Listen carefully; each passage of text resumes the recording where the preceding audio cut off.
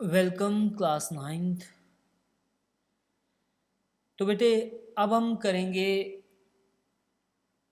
Question number fifth. Question number fifth के लिए rationalise the denominator. Denominator सबसे पहले पता होना चाहिए कि a अपॉन बी जो टर्म है इसके नीचे वाली टर्म को डिनोमिनेटर बोलते हैं, ऊपर वाले को न्यूमिनेटर बोलते हैं। ठीक है जी, इस बात का आपको पहले पता होना चाहिए कि डिनोमिनेटर होता क्या है, कौन सा होता है डिनोमिनेटर। अब पहला जो पार्ट है हमारा उसको सॉल्व करते हैं। इस लेक्चर में सिर्फ 4 ही क्वेश्चन हम करेंगे। पहला है 1/√7। ठीक है, तो ये सबके अलग अलग थोड़े से वे ही है, अलग सा समझ आ जाएगा आपको। ये पहले के साथ कुछ नहीं लगा हुआ है, सिर्फ एंड सिर्फ इरेशनल टर्म है। तो इसको जो भी इरेशनल टर्म नीचे है उसको ऊपर मल्टीप्लाई करना है ऐसे, और नीचे भी यही लिखना है। ठीक है, इसको रैशनलाइज बोलते हैं, आपने पहले भी कभी किया होगा। ठीक है, तो √7 बेटे ऊपर चला जाएगा और नीचे वाली टर्म जो है वो रैशनल नंबर हमारे पास बन जाएगा, मीन्स कोई नंबर बन जाएगा जो अंडर रूट से अलग हो जाएगा। 7 एंड 7 दोनों ही अंडर रूट में है तो इसलिए 7 बन गया। तो ये नीचे वाला डिनोमिनेटर को हमने रैशनलाइज कर दिया। रैशनलाइज करने का मतलब ये होता है कि अंडर रूट डिनोमिनेटर में कहीं रहे ना, अब नीचे वाले टर्म में कहीं अंडर रूट नहीं रहना चाहिए, ये हमने खत्म कर दिया, ये फिनिश हो गया। ये पहला इतना ही था। ठीक है जी, ये पहला पार्ट हो गया। अब सेकंड पार्ट देखते हैं। सेकंड पार्ट क्या है, देखिए सेकंड पार्ट क्या है। 1/√7 तो ये वाला ही है, और एक √6 और है। अब ये दो बार नहीं होगा। अब ऐसे नहीं है कि √7 का एक बार अलग कर लें और 6 का अलग कर लें, ऐसे नहीं है। ठीक है, इसको सॉल्व करते हैं हम। ये क्या है, 1/√7 माइनस √6। तो इसको भी मल्टीप्लाई करेंगे। अब क्या है कि पहले अकेला ही था एक, अब दो हो गए। मीन्स चाहे ये दोनों इरेशनल हो, चाहे एक रैशनल हो दूसरा इरेशनल हो, कोई भी नंबर हो यहाँ पे। ठीक है, मीन्स यहाँ पे ऐसे मैं लिख लूँ a+b/c+d। तो अगर डिनोमिनेटर को रैशनलाइज करना है तो c माइनस डी से ऊपर c माइनस डी से नीचे मल्टीप्लाई होगा, जो भी नंबर है कोई प्रॉब्लम नहीं। ये डिनोमिनेटर से। अब न्यूमिनेटर से बोलेंगे तो न्यूमिनेटर में a-b नीचे नीचे आएगा। ठीक है, डिनोमिनेटर से ही मोस्टली 90% तो डिनोमिनेटर से ही करते हैं। 10% होता है कभी वो बोल दे कि न्यूमिनेटर से करना है तो हम करते हैं। ये बात नहीं है कि होता ही नहीं है, करते नहीं, कभी कभी करते हैं। ठीक है, बस ये है कि बीच वाला साइन जो भी, अगर दो टर्म्स हैं तो बीच वाला साइन चेंज करना है। 3 टर्म्स होंगी तो उसके लिए आप चाहे जो मर्जी, जो पहले वाला दूसरे वाला कोई भी कर सकते हो, अगर 3 आ जाए तो। ठीक है, नहीं तो उसके लिए एक और मेथड भी हमारे पास है, वो भी हम लगाते हैं कभी को। कंपोनेंट डिविडेंड बोलते हैं उसे, जब जरूरत होगी तब लगाएंगे, उसके बारे में बताएंगे। अभी कोई परेशानी वाली बात नहीं है, अभी सिर्फ हमने रैशनलाइजिंग सीखनी है। तो ये वाला साइन हमने चेंज करना है, ये वाला साइन हमने चेंज करना है। क्या है, √7 बेटे ऐसे ही आएगा, प्लस हो जाएगा, ये √6 हो जाएगा, और ये भी ऐसे ही आ जाएगा। ये देखिए। ठीक है, अब कुछ नहीं है, ये नीचे वाला ऑलवेजली एक फॉर्मूला बनेगा, उसको बोलेंगे a+b और ऊपर वाला ऐसे ही रहेगा। ऊपर वाली कोई भी टर्म हो, यहाँ पे कुछ होता तो चलो उसके साथ मल्टीप्लाई करते, अब कुछ नहीं है तो ये ऐसे ही रहेगा। ये देखिए, और नीचे वाला ऑलवेज मैं बोल रहा हूँ कि फॉर्मूला बनेगा a² - b² का, a+b बिकॉज हमने बनाना ही है।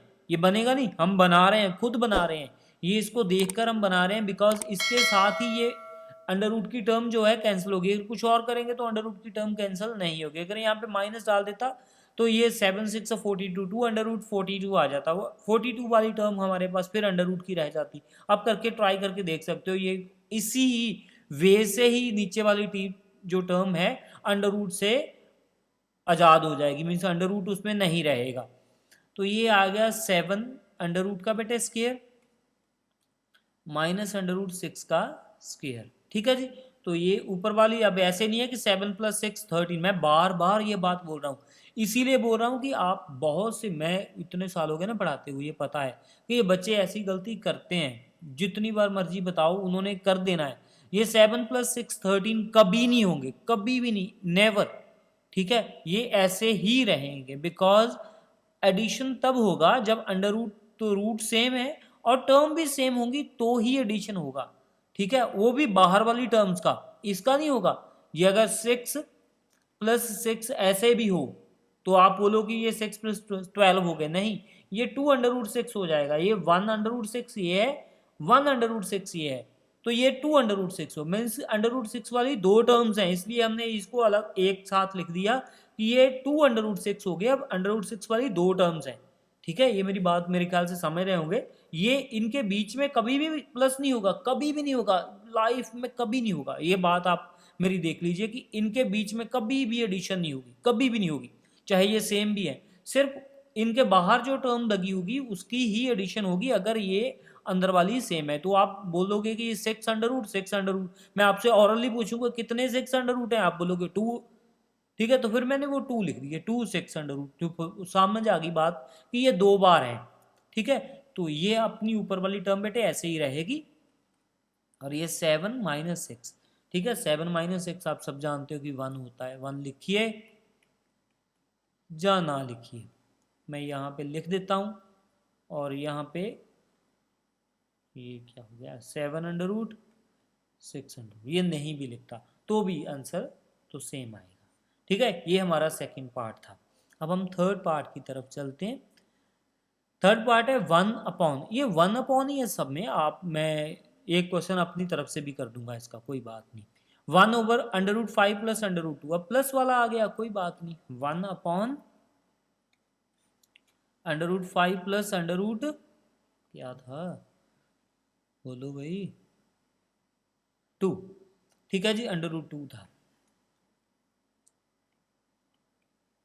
ठीक है जी। इसको भी रैशनलाइज करना है, तो रैशनलाइज करने के लिए हमारा फंडा क्या है कि इसका साइन चेंज करना है, बिकॉज क्यों करना है कि फॉर्मूला बनाना है हमने a+b a-b का, और कुछ नहीं है, और हमें कुछ नहीं है, इतने इसका साइन चेंज करने से हमें कोई बेनिफिट नहीं होने वाला है। यही है कि अंडर रूट वाली टर्म जो है वो फिनिश हो जाएगी, ये टर्म अंडर रूट से बाहर आ जाएगी, ये देखिए, ठीक है।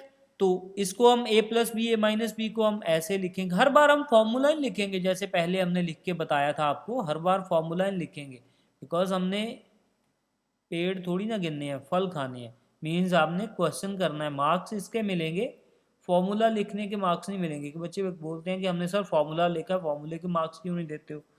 फॉर्मूले के मार्क्स नहीं होते, फॉर्मूला आपको ईजी करता है किसी भी चीज़ को, ठीक है।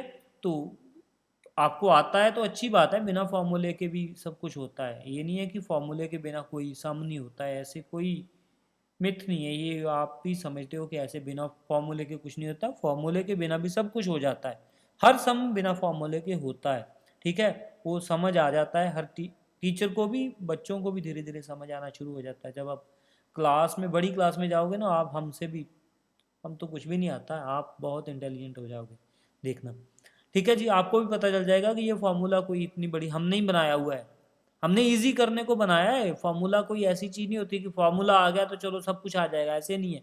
मैथमेटिक्स कोई और चीज़ है, मैथमेटिक्स ऐसी चीज़ है कि फार्मूले से कुछ नहीं, ये नहीं है कि फार्मूला आ गया तो सब कुछ आ गया। ये फार्मूला हमने डेवलप किया, हमने बनाया है, किस लिए बनाया है? कि इसको ईजी कर सकें, ठीक है, ईजी करने के लिए हमने बनाया है, ये नहीं है कि हमने मुश्किल करने के लिए बनाया। 1/√7 - 2, ठीक है, ये फोर्थ पार्ट है, 1/√7 - 2, 1/√7 - 2, तो इसको भी आपने √7 + 2, √7 + 2, ऊपर वाली टर्म ऐसे ही, ये बड़ा आसान काम है, ठीक है। इसमें कोई हमारे पास, मैं अब फॉर्मूला भी नहीं लगाऊंगा, ये देखिए मैंने ऐसे लिख दिया, पता है कि a² से अंडर रूट के खत्म हो जाएगा, 2 का स्क्वायर करेंगे तो 4 आएगा, ये देखिए, ठीक है। तो ये आंसर आ जाएगा। अब मैं एक क्वेश्चन आपको खुद करके दिखाता हूँ, कोई भी मीन्स आप 2-3 क्वेश्चन मिला देता हूँ ऐसे। ये 5 √5 + √2 ओवर 7 - 6, ये मैंने अपने, बिकॉज मैंने ऊपर वाली टर्म पे भी कोई ना कोई ऐसे अपनी तरफ से बना रहा हूँ, ठीक है। तो ये ऐसे हो गया, ये वाला तो आपको पता है कि ये ऐसे ही होगा। अब मैं इसके साथ भी 2 लगा रहा हूँ, ये देखिए, तो ये भी यहाँ पे लगा दिया, थोड़ा सा कॉम्प्लिकेटेड कर रहा हूँ, इसके साथ मैं नहीं लगाया, इसके साथ मैं 3 लगा सकता हूँ, ये 2 इसके बाहर है। तो ये जो भी टर्म है हमने कुछ नहीं देखना है, हमने ये कुछ, कोई भी टर्म, 2 टर्म में बीच वाला साइन चेंज करना है, दैट्स ऑल, इतना ही काम है, ठीक है जी।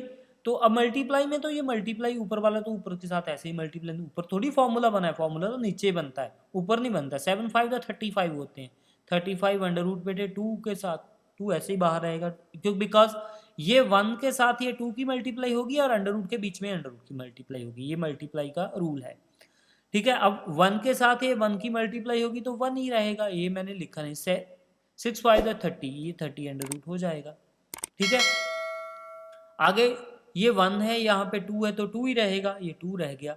और 7 2 इज द 14, ये 14 अंडर रूट हो जाएगा। अब आगे 6 2 द 12, अब 12 हो जाएगा। ठीक है जी, ये देखिए, अब कोई भी टर्म ऐसी नहीं है कि जो आप आपस में मैच करती हो। 7 5 द 35 होता है, कोई भी चीज़ कॉमन नहीं निकलेगी। 6 5 द 30 होता है, 2 3 द 6 5, 2 3 5 इसके फैक्टर बनते हैं, कोई पेयर बनता ही नहीं है।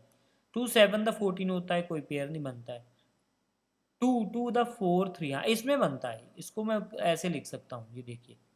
ठीक है, इसको मैं लिख सकता हूँ ऐसे, 2 2 द 4 3, बिकॉज आपको पता है कि कैसे निकलते हैं, इसको मैं लिख सकता हूँ। और नीचे वाली टर्म इसको बाद में लिखते हैं, अगर लिखना चाहो तो, नहीं भी लिखना चाहो तो कोई बात नहीं है। नीचे वाला तो फॉर्मूला बनेगा 2 अंडर रूट 7 इसका स्केयर माइनस अंडर रूट 6 का स्केयर। ठीक है जी, तो ये वाला फॉर्मूला, ऊपर वाली चीज़ मैं ऐसे ही लिख लूँगा बिकॉज इसमें कुछ चेंज आ नहीं रही। अगर सेम होते तो कोई ऐड में कर देता इसको, ये एडिशन हो ही नहीं रहा इसमें। ठीक है, इसको मैंने बोला था कि ऐसे लिख सकता हूँ, अगर आप चाहो तो लिख सकते हैं, बिकॉज 3 अंडर रूट तो फिर भी नहीं है। अगर कहीं पे 3 अंडर रूट होता तो मैं इसको ऐड कर देता, नहीं तो अदरवाइज ये ऐड हो ही नहीं रहा है। ठीक है, मेरा कोई कसूर नहीं है, इसको ये ऐड ही नहीं हो रहा है। ठीक है, अगर हो जाता तो मैं जरूर करता इसको। 2 2 द बेटे 4 हो गया, 4 इंटू 7, 7 अंडर रूट के साथ बाहर आ गया। ठीक है ना, ये तो समझ आना है। 2 का स्केयर करेंगे अलग से, 2 टू द 4 अंडर रूट के साथ, ये एक बार ही नहीं है कि इसके साथ कट गया बस 2 ऐसे ही रह जाएगा, ये 2 का स्केयर अलग से होगा, इसका अलग से होगा, तो ये 6 होएगा। ठीक है, ये बाकी वाली टर्म मैं ऊपर नहीं लिख रहा हूँ, ये सारी सेम रहेगी। और नीचे वाली क्या आएगी, 28 माइनस 6। ठीक है, ये 28 माइनस ऊपर वाली टर्म मैं अब लिख देता हूँ, आपको गुस्सा ना आ जाए ना कहीं, सर अपना समय बचा रहे हैं, समझा नहीं रहे हैं, ये हम क्या कैसे करेंगे, ये सर नहीं करवा रहे हैं, ऐसे नहीं हो। ठीक है, बच्चों का ये होता है कि सर तो करवा नहीं रहे। ये 22, ठीक है, इसमें से कोई, इसमें भी 2 है, इसमें भी 2 है, मगर इसमें से नहीं निकला। अगर इसमें से 2 कॉमन निकल आता तो मैं 2 कॉमन निकाल के इसको 22 को, सिंप्लीफाई का मतलब होता है कि आपने जितना भी इजी हो सके, जितना भी सिंप्लीफिकेशन हो सके, जितना भी नियरेस्ट आंसर आ सके वो निकालना होता है। ठीक है, तो ये हमने एक एक्स्ट्रा क्वेश्चन आपके लिए किया था। ठीक है, होप सो कि आपको समझ आ गया होगा। ये जरूरी नहीं है कि ऊपर वाली टर्म ऑलवेज 1 ही होगी, ऊपर वाली टर्म कुछ भी हो सकती है। आपने नीचे डिनोमिनेटर को देखना है, डिनोमिनेटर को देखते हुए आपने इसे सॉल्व करना है। सिर्फ इतनी सी बात है कि सेंटर वाला साइन जो है वो चेंज करना है। अगर टर्म इंडिविजुअल है, अकेली है, तो फिर कोई साइन नहीं चेंज होगा, फिर उसको ऊपर नीचे ऐसे ही मल्टीप्लाई किया जाएगा। जैसे ये पहला क्वेश्चन था, इसके आने के चांसेस बहुत कम होते हैं, इनमें से कोई भी आ सकता है। ठीक है, आपने ये करना है। ये 5th क्वेश्चन था, एक्सरसाइज थी हमारी 1.5, इसके बाद एक्सरसाइज हमारी 1.6 मेरे ख्याल से लास्ट होगी, वो हम करेंगे तो हमारा चैप्टर जो है ये फिनिश हो जाएगा। ओके बेटे, गुड लक, टेक केयर, मिलते हैं नेक्स्ट लेक्चर में।